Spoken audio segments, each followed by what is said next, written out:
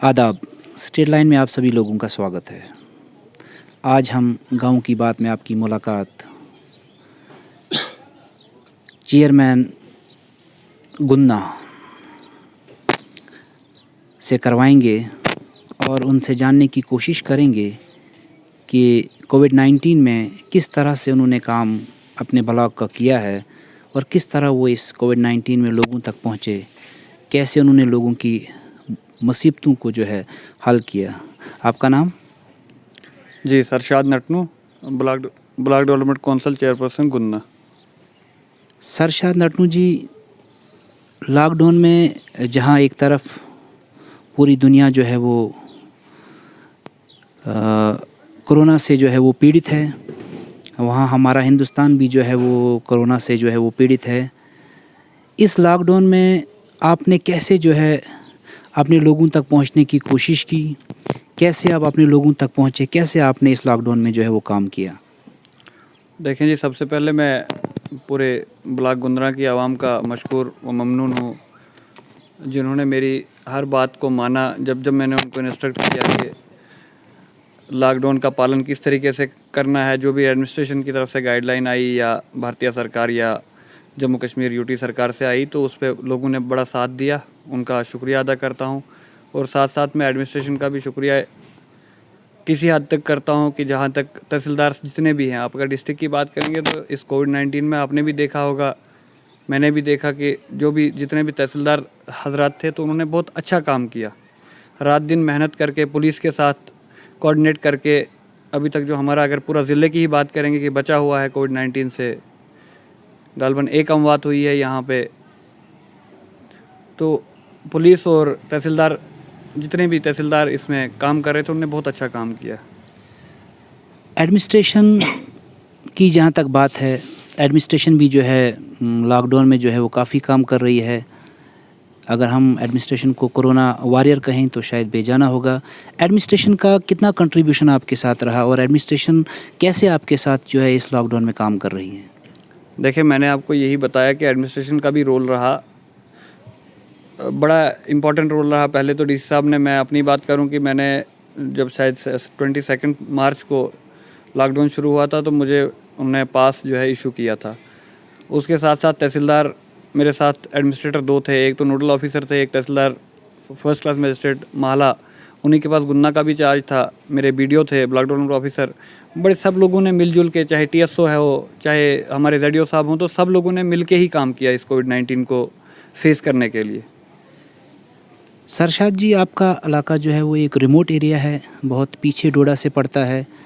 वहाँ के अक्सर जो हैं लोग जो हैं वो लेबरर हैं, बाहर जाते हैं, काम करते हैं। लॉकडाउन की वजह से आज वो भी बेकार हैं, घरों में बैठे हैं। कैसे आप उनकी फैमिली तक पहुँच रहे हैं और कैसे उनका जो है आप ताउन कर रहे हैं, उनका हाथ बढ़ा रहे हैं इस लॉकडाउन में? देखें अशफाक साहब, मैं आपको बताता चलूँ कि जब से लॉकडाउन शुरू हुआ है तो उसमें एक हमारा मुक़द्दस महीना माह रमज़ान भी आया लॉकडाउन में। तो उस वक़्त हमने कुछ अपने से कुछ किट्स बनवाए थे, गालबन 500 के करीब किट्स जो है मैंने खुद से बनवाए थे, और कुछ मेरे दोस्त लोग, कुछ एनजीओज़ से, और कुछ किट्स एडमिनिस्ट्रेशन से भी मैंने ली थी, मास्क्स भी लिए थे। तो कोशिश की हमने कि जो डिज़र्विंग लोग हो वहाँ तक हम पहुँचे। देखो, हम दे तो किसी को कोई नहीं सकता है इतना, लेकिन जहाँ तक हम कर पाए हम वहाँ तक लोगों तक पहुँचे। जो कहीं बेवा थी, जो कहीं डिसेबल लोग थे, उन तक हम पहुँचे और उनको राशन फराहम किया।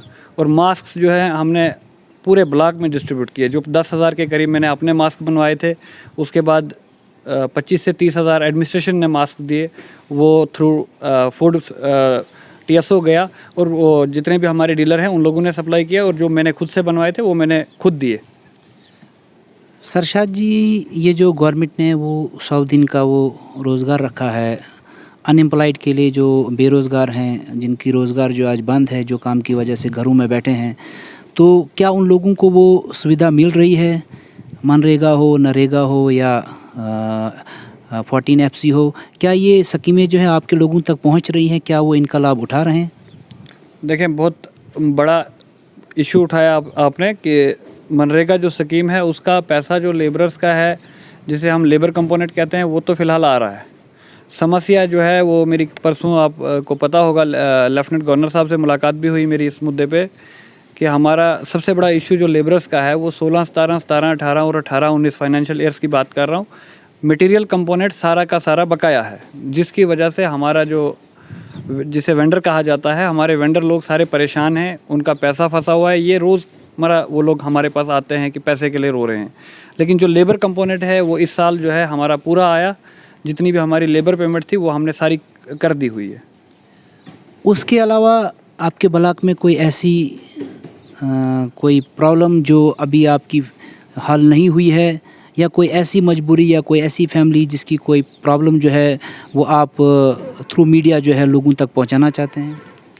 जी, देखिए मुश्किलात तो बड़ी हैं। सबसे बड़ा मुद्दा है पीडीडी सेक्टर में बिजली का। मैं आपको बताता चलूँ, बिजली बहुत ज़रूरी एक फैक्टर है एक ह्यूमन लाइफ में। लाइट होगी तो आज आपको पता है इलेक्ट्रॉनिक दौर है, मोबाइल का इस्तेमाल, लैपटॉप का इस्तेमाल, फ़िलहाल इस वक्त तो ऑनलाइन क्लासेस भी चल रही हैं, तो वो सारा सिस्टम चलेगा बिजली के ऊपर।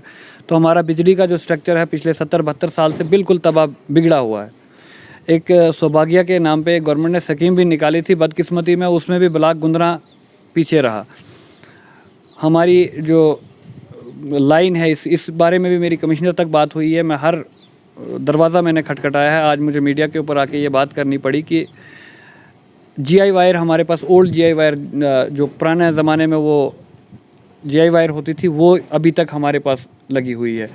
पोल्स नहीं है, प्रॉपर पोलिंग नहीं है, हम लकड़ी के पोल लोग इस्तेमाल कर रहे हैं, और जिसका मेरे पास पूरा एविडेंस भी है। और इंशाल्लाह आने वाले वक्त में मैं आपको दौरा भी कराऊंगा कि लकड़ी के पोल और दरख्तों के ऊपर तारे हैं। जब बर्फ़ आती है, बर्फीला इलाका है हमारा, पहाड़ी पे मेरे लोग रहते हैं, पहाड़ियों में रहने वाले लोग हैं, कि जब भी बर्फ़ आती है, बारिश ज़ोर से आती है, तो वो लाइनें डिस्कनेक्ट हो जाती हैं और हफ्ता 10-10 दिन हमारी बिजली बंद रहती है। इसके अलावा जो है, बिजली के अलावा एजुकेशन सेक्टर की अगर बात करें तो तबाहकुन हालात हैं मेरे ब्लॉक के अंदर तालीमी निज़ाम के। तो सबसे बड़ी बदकिस्मती ये कोविड-19, जो ही मैं ब्लॉक चेयरमैन बना तो ये कोविड-19 आ गया। तो इस एजुकेशन सेक्टर पे जो मैं काम कर सकता था या करने वाला था, तो वो फ़िलहाल सब रुक गया है, क्योंकि मेरे जितने भी टीचर हजरात हैं वो फ़िलहाल बैठे हुए हैं, घर में बच्चे भी बैठे हैं। तो मैं सबको ये आपके माध्यम से ये भी कहूँ कि अभी फ़िलहाल एहतियात ही बरतें, घर में ही बैठें। इंशाल्लाह वक्त आएगा, इस लड़ाई से हम जीतेंगे इंशाल्लाह इस जंग को। उसके बाद सारी चीज़ों को दुरुस्त करेंगे। गालिबन जहाँ तक मुझे लग रहा है आप शायद सबसे कम उम्र चेयरमैन हैं। क्या लगता है आपको, छोटी सी उम्र में जो आपको ज़िम्मेवारी जो है वो पड़ी है कांधों पे, तो कैसे आप इस ज़िम्मेवारी को जो है वो पूरा कर रहे हैं और कैसे इसको हाल जो कर रहे हैं? जैसे इसमें सबसे बड़ी बात जो है, सबसे पहला जो मैं अल्लाह ताला का शुक्र अदा करता हूँ। उसके बाद आज जो कुछ भी मैं हूँ, आपके सामने हूँ या किसी के सामने, तो उसमें सबसे बड़ा हाथ जो है मेरे फादर साहब का है। जब मैं कुछ भी नहीं था, मुझे कोई नहीं जानता था, तो उनकी देन है। जब मैं सरपंच बना, उसके बाद मैंने बीडीसी चेयरमैन का इलेक्शन लड़ा, तो उसमें भी मेरे फादर साहब का पूरा रोल रहा, जिन्होंने मुझे यहाँ तक पहुँचाया। तो मैं उनका भी बहुत शुक्रगुज़ार हूँ कि उनकी वजह से आज मैं यहाँ पे हूँ। जहाँ तक बोझ की बात है, तो मैं आपको ये बात बताऊँ कि देखिए, जितना इंसान के ऊपर ज़िम्मेदारी आती है तो वो तो लेनी पड़ती है। ये तो अब मैंने अहद किया है कि भाई मुझे ये करना है। तो डिफ़िकल्टीज़ तो हैं, हर रास्ते में है, हर जगह पे हैं, लेकिन आहिस्ता चीज़ों को चला रहा हूँ और अल्लाह का फ़ज़ल है कि सब कुछ अच्छे तरीके से जा रहा है। अगर हम गुन्ना की बात करें तो हम रास्ते की बात करना भी ज़रूरी समझेंगे। यहाँ पर रास्ता हम भी अभी तक शायद 1-2 बार जो है वहाँ पर गए हैं। रास्ते की काफ़ी बुरी हालत है। यहाँ से अगर हम गुन्ना की बात करेंगे, टूटा फूटा रास्ता है, बना तो लगभग 15-20 साल हो गए, लेकिन अभी भी इस रास्ते की पूरी मरम्मत जो है वो हो नहीं पाई है। इसकी वजूहात क्या है? क्या आप इस मसले को जो है वो हल करेंगे, या इसमें कोई ऐसा रास्ता निकालेंगे जिससे लोगों की ये मजबूरी जो है, ये मसला जो है वो हल हो जाए? जी, देखें, रोड का भी बहुत बड़ा हमारा मसला था, लेकिन उसमें मैं डीसी डोडा सागर जी का भी शुक्रिया अदा करता हूं कि एक दौरा हमने इसी कोविड-19 में किया था दोनों ने। तो उस दौरे की वजह से आज ताहम मेरी रोड जो है, सिर्फ पर्टिकुलर तो तहसील गुंदना की रोड जो है वो ताहम ठीक है। लेकिन मैं आपको बताता चलूँ, मेरे पास ब्लॉक में 3 तहसील पड़ती हैं, 3 जो तहसीलें हैं। एक तहसील महला है, तहसील ठाठरी का आधा जुरिडिक्शन मेरे पास है, और तहसील गुंदना है। रोडों की हालत जो है वो बहुत ख़राब है। मतलब XND उधर से ऊपर मैं क्या कहते हैं चीफ तक मैं गया, कोशिश की। तो इस प्रोसेस को मैं लेके चला हूँ कि ये इस सिस्टम को ठीक करें। तो अभी उम्मीद थी कि कुछ ना कुछ हो जाएगा, एक नए 2-4 प्रोजेक्ट भी नए इनिशिएट करवाए हैं रोडों के, लेकिन बदकिस्मती यही हुई फिर लॉकडाउन का मसला जो आ गया, ये कोविड-19 आ गया, तो उस वजह से वो सारा इस वक्त बंद पड़ा हुआ है। लेकिन कल भी मैंने एलजी साहब से, या परसों की बात है, मैंने बात की उनसे, तो उन्होंने इतना मुझे यकीन दिलाया, आश्वासन दिलाया कि आने वाले कुछ चंद महीनों में आपके रोड्स का जो है हम हालात बेहतर करेंगे। इसके अलावा कोई और मसला जो अभी तक जो है पेंडिंग है या अभी हल नहीं हुआ है, क्या आप एडमिनिस्ट्रेशन डोडा या government of Jammu and Kashmir या मेंबर ऑफ जो पार्लियामेंट हैं डॉक्टर जितेंद्र सिंह जी, क्या उनसे आप कोई इल्तिजा करते हैं या कोई ऐसी चीज़ जो अभी तक आप चाहते हैं कि अभी हुई नहीं है और हो, उसके बारे में आप कुछ बताना चाहेंगे? बिल्कुल, देखिए सबसे बड़ा इशू है हेल्थ का। मैं आपको बताता हूँ, हमारा जो पीएचसी जितनी भी हैं या सब सेंटर्स हैं, बिल्कुल तबाहकुन हालात में हैं। मैं अपनी बात करूँ, पीएचसी गुन्ना की बात करूँ, तो वहाँ पे हमारे पास कोई इंफ्रास्ट्रक्चर नहीं है, कोई इक्विपमेंट नहीं है, प्रॉपर स्टाफ नहीं है वहाँ पे, जिसके लिए मैंने डीसी साहब को बड़ी बार अप्रोच भी किया, कुछ उन्होंने मेरी बात मानी भी। तो वहाँ पे हमें स्टाफ की बहुत कमी है। इवन मैं आपको दौरा भी इंशाल्लाह कराऊंगा, वहाँ पे आप बिल्डिंग के हालात देखेंगे, जहाँ जैसे एक ऐसी बिल्डिंग है कि जिसमें डंगर भी नहीं रहेंगे, वहाँ वैसा हमारे हॉस्पिटल के हालात हैं। ये तो मेरी बदकिस्मती है। और उस पीएचसी के ऊपर हर साल 1 लाख रुपए का जो है एक पैकेज आता है मेंटेनेंस का। तो इसके बारे में मैंने सीएमओ साहब से बात भी की है कि वो मुझे रिकॉर्ड चाहिए, वो पर साल जो 1 लाख रुपया आता है उसकी मुझे डिटेल दीजिए आप कि वो कहाँ जाता है। क्योंकि पीएचसी की ऐसी खस्ता हालात है कि वहाँ बंदा जो मरीज़ इलाज करने जाएगा तो मेरे हिसाब से वो बदतर ही हो जाएगा, और वो वहाँ एडमिट रहेगा तो वो वहाँ से ठीक होकर नहीं आएगा। ये थे ब्लॉक गुन्ना के चेयरमैन, जिन्होंने आपके साथ अपनी बात को जो है वो शेयर किया। आने वाले वक्त में गांव की बात में हम आपकी मुलाकात रोज़ाना एक नए चेहरे के साथ करवाएंगे। इसी के साथ अपने मेज़बान को दीजिए इजाज़त।